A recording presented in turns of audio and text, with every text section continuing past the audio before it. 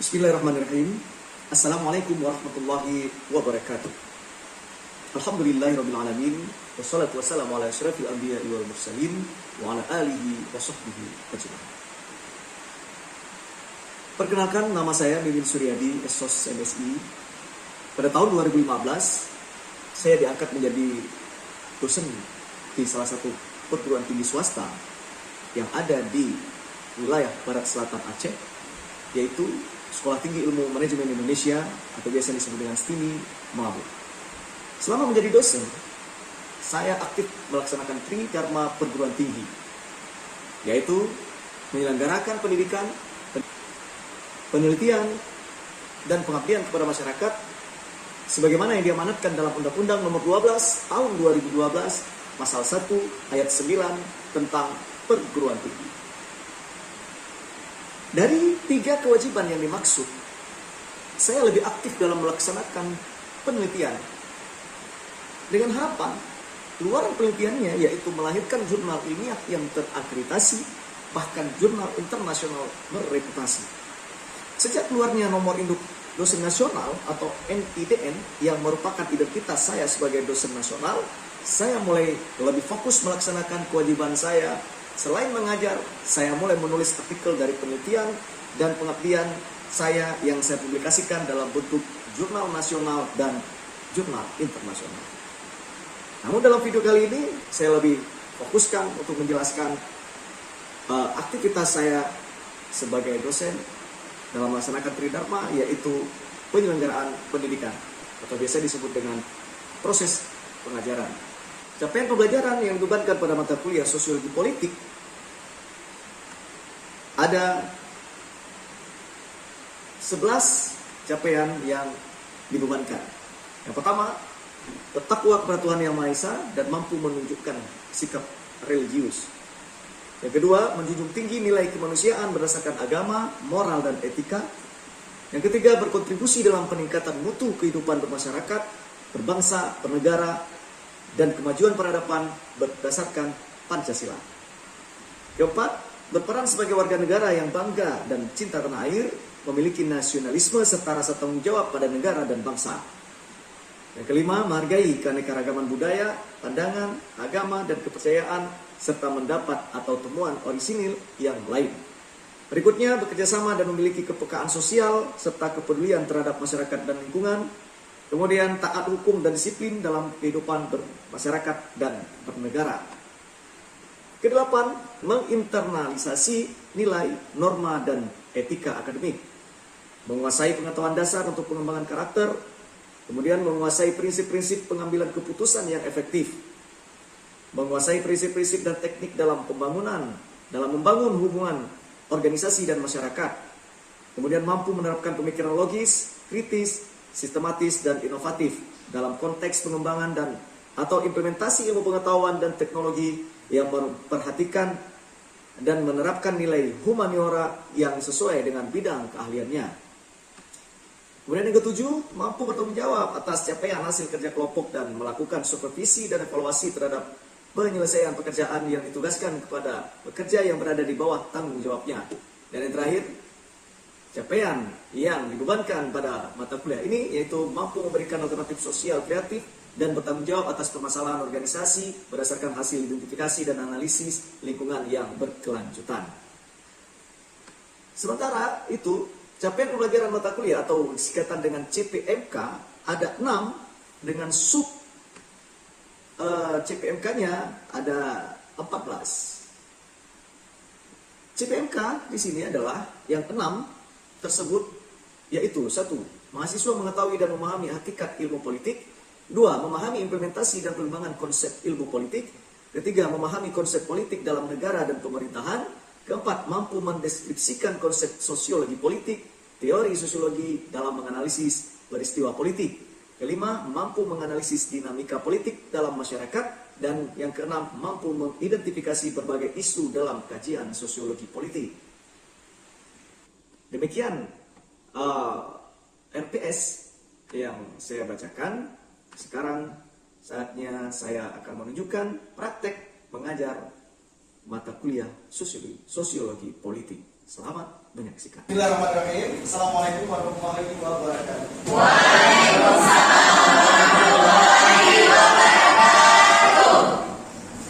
Syukur alhamdulillah sama-sama kita bersyukur kepada Allah Subhanahu wa taala yang mana pada hari ini kita diberi kesehatan, kesempatan sehingga kita masih dapat bertemu sekian kalinya ya. Di antaranya yang pertama adalah masalah sosial. Semua udah tahu kan masalah bagaimana? Ya, ada yang tidak tahu masalah saya ini? Padahal hidup dalam masalah selalu kan? Mulai dari bangun tidur sampai dengan tidur lagi, itu masalah terus yang dihadapi. Tapi sampai hari ini masih ada yang tidak ngerti atau tidak tahu apa itu masalah. Nah, jadi sudah pernah kita bahas apa itu masalah sosial. Nah, setelah itu selain dari masalah sosial, ada yang namanya fenomena sosial. Masih ingat apa itu fenomena sosial? Siapa satu orang yang mau? Yang ngasih tadi siapa yang jawab? Siapa namanya? Jadi Pak, menurut saya fenomena sosial itu adalah di mana fenomena yang terjadi pada masyarakat atau yang terjadi pada lingkungannya sehingga menyebabkan baik itu terjadi masalah dan lain-lain sebagainya. Bagus. Yang penting sudah dijawab. Yang benar atau tidaknya, nah saya tidak pernah menyalahkan. Ingat, saya tidak pernah menyalahkan dari dulu ya kan. Apapun yang kalian sampaikan benar semua. Nah, tapi keabsahannya itu perlu dilihat atau diukur kembali. Nah, fenomenanya itu adalah gejala yang muncul dari masalah-masalah sosial itu.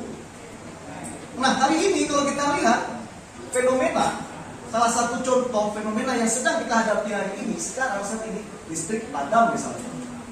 Apakah listrik padam itu merupakan sebuah masalah? Masalah. No, yang kita alami bukan masalah. Yang kita alami saat ini namanya fenomena. Siapa yang tahu ada masalah dengan listrik? PLN, berarti masalahnya ada di PLN. Efeknya atau gejala dari masalah yang muncul kita yang merasakan. Lampu nggak bisa nyala, listriknya ada. Fenomena sosial juga seperti itu. Terjadi masalah di pusat, di kantor pusat misalnya, di kantor DPR, mereka buat masalah, buat undang-undang, begini.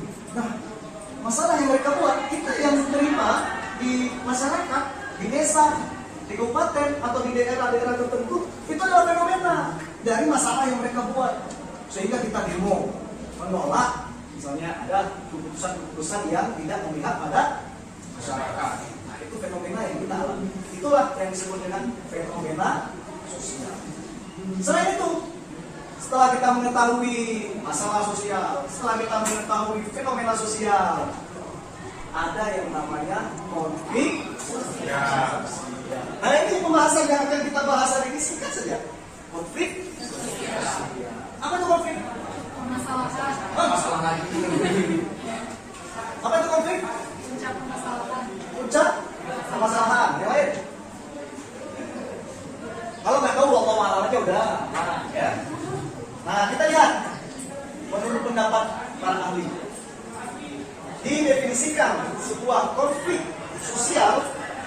Yang pertama, menurut etimologi atau menurut bahasa, konflik berasal dari kata kerja Latin yang disebut dengan confidio, yang berarti saling memukul. Kalau sudah terjadi pukul-memukul antara satu dengan yang lain, itu namanya konflik. Kalau hanya sekedar beradu argumentasi, itu belum konflik namanya. Segelasnya yang lawannya masih senyum-senyum manis, yang nyerang juga masih senyum-senyum manis, belum konflik, baru timbul masalah kecil. Tapi kalau sudah mukul tidak berarti harus hantam, memukul dengan mulut, dengan bahasa yang sudah keterlaluan, lewat batas, itu juga disebut dengan konflik. Yang kedua, konflik adalah suatu proses sosial antara dua orang atau lebih, yang mana salah satu pihak berusaha menyingkirkan pihak lain. Nah, paham? Jika ada satu kelompok, nanti bagaimana cara kelompok lain ini jangan maju, dia. Terus tentu dia kita saja yang maju, dia kita yang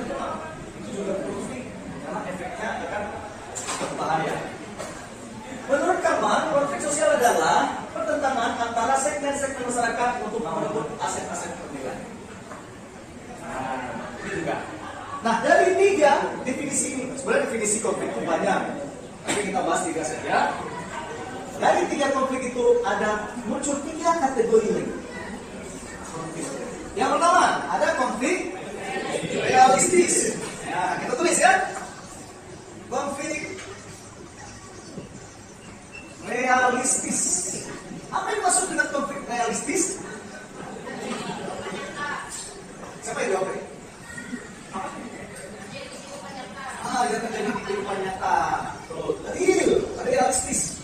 Yang dimaksud dengan konflik realistis ini adalah konflik yang terjadi baik antara individu dengan individu lainnya, antara kelompok dengan kelompok lainnya, atau individu dengan kelompok terjadi secara langsung. Real.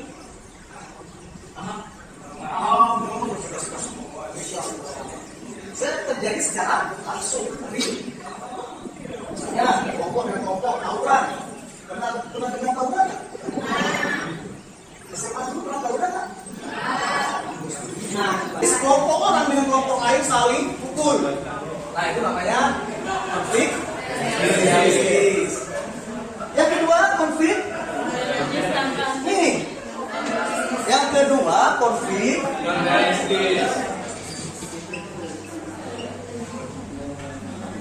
non-realistis. Bagaimana ini masuk dengan konflik non-realistis? Ini yang sering terjadi di kalangan kalian di mahasiswa. Konflik yang terjadi tidak secara langsung, non-realistis, tidak secara langsung. Satu kelompok ingin menyerang kelompok lain, tapi tidak nyampe. Ini yang sering terjadi mahasiswa nih.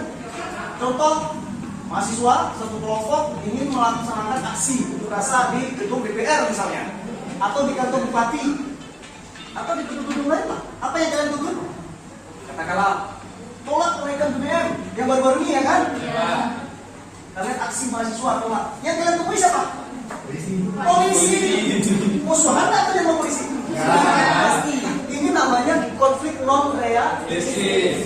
Yang kalian tunjukkan itu adalah DPR-nya, bupatinya, pejabatnya. Ternyata kalian keluar di sana yang ketemu polisi. Gak ada ketemu kawan lagi. Kawan saya. Si polisi juga mahasiswa, aduh kawan saya. Sehingga terjadi pukul-memukul antara satu kelompok mahasiswa dengan perantara atau pihak keamanan polisi di depan. Ini namanya konflik non realistis. Karena tidak sampai. Kalian musuhan dengan DPR misalnya, atau di kampus mau demo, ingin ketemu Pak Ketua, rektornya. Pak Ketua udah tahu nih, demo nih mahasiswa habis ya nih, keluar polisi. Turun satpam, turun polisi semua mengamankan. Kalian gak akan ketemu dengan pimpinan. Yang kalian temui sama polisi, pihak keamanan. Nah ini namanya konflik non realistis. Iya, paham kan? Nah yang terakhir, konflik realistis tanpa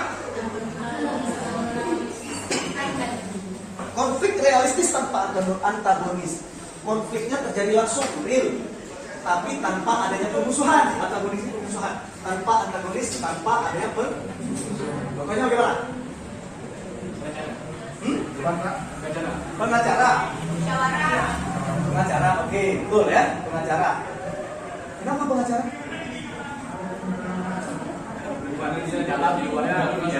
Iya, benar ya, bagus sekali, luar biasa. Nah, contohnya dari persidangan.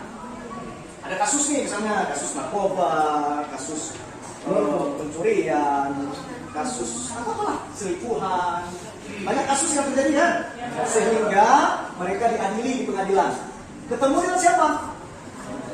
Adanya kliennya atau si terdakwa, terduga atau narapidana-nya yang akan diadili di pengadilan, ada hakim yang mengadili. Nah, yang saling konflik tanpa antagonis ini secara realistis langsung itu terjadi antara siapa dengan siapa? Jaksa penuntut umum dengan pengacara pembela. Contoh, mereka kan teman itu, teman satu kantor, teman satu kuliah, satu alumni. Ketemu di ruang sidang, mereka berantem, saling memukul dengan kata-kata, bentrok-bentrokan. Yang satu saling pembela tetap membela si kliennya ini yang terjerat hukum, yang menuntut jaksa penuntut umum ini sebagai tugas melaksanakan tugas untuk menuntut dia berapa tahun penjara. Ini dibela, yang menuntut yang dibela, yang menuntut yang dibela, sehingga terjadi konflik. Saat itu, apakah mereka terjadi pengusaha? Selesai sidang, di luar mereka mau gimana lagi? Betul tak? Senyum-senyum manis tanpa ada masalah. Ini namanya konflik realistis tanpa kalau di kampus. Contohnya kayak ya mau sidang skripsi makanya Iya, bagus, mantap. Siapa namanya? Sambriana. Nggak usah ikut final. Nggak usah ikut final dari ini. Nah, konflik realistis tanpa antagonis terjadi di kampus juga terjadi di ruang sidang. Nah, kalian nggak lama lagi juga akan sidang kan? Ketika kalian mengajukan mempresentasikan hasil tulisan karya tulis kalian disidangkan di depan penguji, si pembimbing mati-matian membela mahasiswa bimbingannya, si penguji juga mati-matian, ini nggak sedih mati. Akhirnya apa? Terus dia mencoba mencari kelemahan di mana kesalahan si mahasiswanya. Kadang-kadang terjadi dosen dengan dosen, pembimbing dengan penguji saling bentrok juga di dalam. Bentrok dulu. Oh enggak, yang satu membela, yang satu terus mencari kesalahan mahasiswanya. Sampai di luar, senyum manis lagi, ngopi-ngopi bareng lagi, dosen dengan dosen tanpa adanya masalah. Baik, terakhir, nah ada sebuah foto. Ini kebetulan sudah ada keterangannya konflik realistis, yaitu konflik yang terjadi langsung. Nah ini contoh. Yang satu konfliknya ini lahan saya, yang ini juga lahanku. Nah, ini sebagai contoh simulasinya pada gambar. Saling memperebutkan. Jadi ini konflik terjadi secara atau realistis. Nah ini yang kalian yang sering kalian coba ya kan? Konflik coba lah lihat ini. Apa hubungannya dengan ini? Kan dia pernah rencana mereka lain kan? Nggak pernah. Ini yang dituntut orang lain karena mereka berdiri di situ. Itu bisa salah. Ini namanya konflik realistis. Yang terakhir, nah ini yang baru kita bahas tadi. Ini adalah contoh di persidangan umum pengaduan diri. Nah ini contoh kampus. Ini kalian buka. Kita lama lagi kan. Ada pertanyaan? Ada pertanyaan? Atau siapa yang mau memberikan komentar? Menurut saya, apa ada pertanyaan? Silakan sebelum kita. Oke, silakan. Yang penting